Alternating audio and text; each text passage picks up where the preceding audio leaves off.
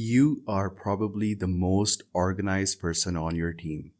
You know where every file is, you know who's late on their tasks, and you're the one who writes the meeting minutes that unfortunately everyone else ignores. You work incredibly hard, but you're also the most overlooked. You are the one holding the project together. But when promotions come, you're invisible. Well, that ends now. What if I told you that your hard work isn't the thing that's going to get you promoted?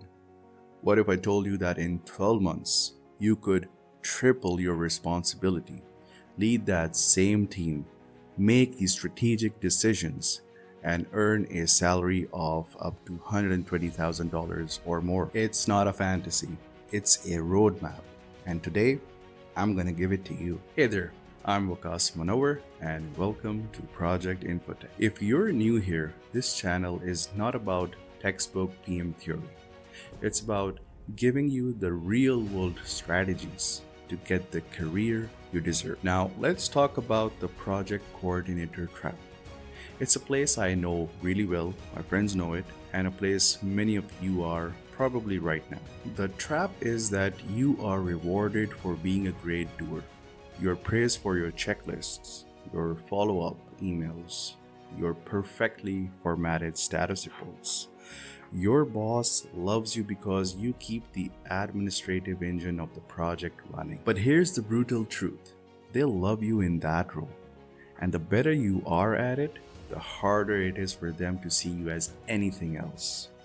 You're stuck in the doing loop, while the senior project managers and directors are in the deciding loop. You are managing the tasks, but they are managing the outcome. You are managing the weather report. They are steering the ship. To get that promotion, to get that salary, you don't need to work harder. You need to fundamentally change the game you're playing. You need to stop being the best project coordinator on the team, and you need to start acting like the senior project manager that they don't yet know they need. So, how do we do that? We do it with a plan. A 12-month road broken down into 4 distinct phases. Think of it like leveling up in a video game. Each phase has a new objective, new skills to learn, and a new way of thinking. Each of these 4 phases will become its own deep dive video, so stay tuned. I'll walk you through every one. This isn't about doing everything at once. It's about a deliberate, step-by-step transformation. For the next 12 months, your career becomes your most important project. And this is your project plan. The first 3 months are about one thing: becoming bulletproof in your current role. The objective here is to become so undeniably good at your job that you create the time and credibility to do more. You need to master the details so you can rise above them. There are 3 key missions in this phase. First, you need to automate the admin. All those repetitive tasks, the weekly status report, the follow-up emails, the meeting minutes, the reminders, you need to systemize and automate them. Create email templates. Build a dashboard that updates automatically. Use rules in Outlook or Gmail. Your goal is to spend less than 20% of your time on the boring stuff. This isn't about being lazy. It's about creating capacity for higher value work. Second, you need to master the why. Right now you track tasks, right? For the next 90 days, every time someone gives you a task, I want you to privately ask yourself 2 questions. Why does this specific task matter to the project success? And what is the business outcome this task is driving? So, don't just be the person who knows what is being done. You need to become the person who understands why it's being done. This is the first, most crucial step in shifting from task level thinking to strategic thinking. You'll start seeing connections nobody else does. And third, the no surprises rule. A senior PM's greatest asset is trust. You build trust by ensuring your manager is never, ever surprised. You need to become an information firewall. If you see a potential issue, you flag it to them early, privately, and with a potential solution. You don't gossip, you don't create drama. You just calmly and professionally make sure the right people know what's coming. So by the end of the month 3, you won't just be reliable, you'll be indispensable. You've mastered your job and created space to start doing the next job. Now you're ready for phase 2. Okay, you've laid the foundation. Now, for the next 3 months, your objective is to see the whole chessboard. You need to elevate your perspective from the project details to the business strategy that surrounds it. Senior PMs don't just talk about deadlines, they talk about business impact. Here are your 3 missions for this phase. First, you need to learn the language of business. I want you to find your project's business case document. Find the financial projections. Your mission is to find the answers to these questions. How does this project make the company money or save the company money? Who is the customer and what problem does this solve for them? You need to be able to explain your project in terms of dollars and customers, not just tasks and timelines. Second, you need to map your stakeholders. Draw an actual map. Who are the key players? Your sponsor, the leader, engineer, the head of marketing, etc. But don't just list their names. Figure out what they care about. The engineer cares about clean code and no scope creep. The marketing, maybe they care about the launch date and key features. And your sponsor, maybe they care about the budget and the ROI. So, once you know what they care about, you can tailor your communication to them. You stop sending generic status updates and start giving each stakeholder the specific information they need to feel confident. This is a massive power up. And third, hunt for risk. A project coordinator reports risks when they become problems. A senior project manager finds risks when they are still just whispers. Once a week, I want you to spend 20 minutes thinking about one question. What could kill this project? Is it a key person leaving? Is it a technology that's not working? A competitor launching first? Write it down. And for every risk you identify, brainstorm one simple thing you could do to mitigate it. You are now transitioning from a reactive problem solver to a proactive strategist. This is what senior PMs get paid the big bucks for. Okay, you've mastered your role. You understand the strategy.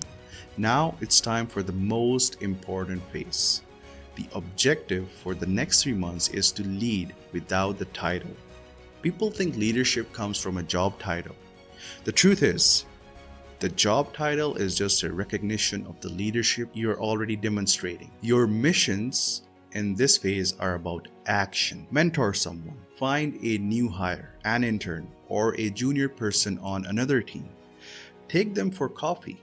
Explain what your project does. Help them understand a process they're confused about. Leadership isn't about commanding.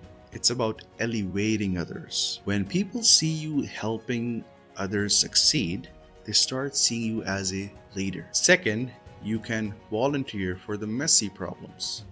Every project has them. Maybe the reporting process, nobody understands it. It could be a broken workflow between 2 teams. The tool nobody wants to use. These are small, annoying problems that are often ignored. I want you to raise your hand. Say to your manager, hey, I know that reporting process is a mess. I have a few ideas on how we could simplify it or improve it. Can I take a crack at it? Solving a messy, low-risk problem is a safe way to showcase your ability to create order out of chaos.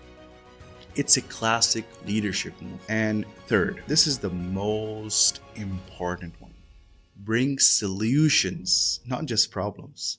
From this point forward, you're not allowed to walk into your manager's office and just state a problem. You must follow a simple formula. Well, here's the problem I've identified.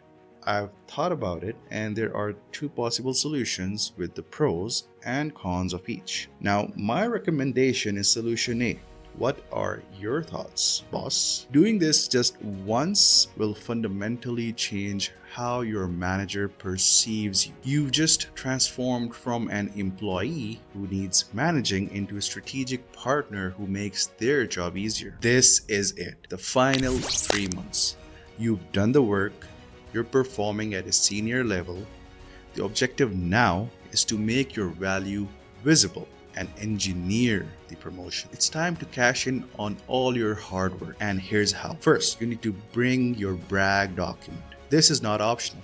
Open a document today and start tracking every single achievement, not your tasks, your impacts. So for example, if you organize the weekly status meeting, after going through this roadmap, you would say, I redesigned the status reporting process, saving the team 4 hours a week and improving the stakeholder clarity by 30%. Do you see the difference? Quantify everything. For example, I mentored the new hire, which got them up to speed 2 weeks faster than average. Or maybe I solved the workflow issue between engineering and QA, which reduced bugs by 15%.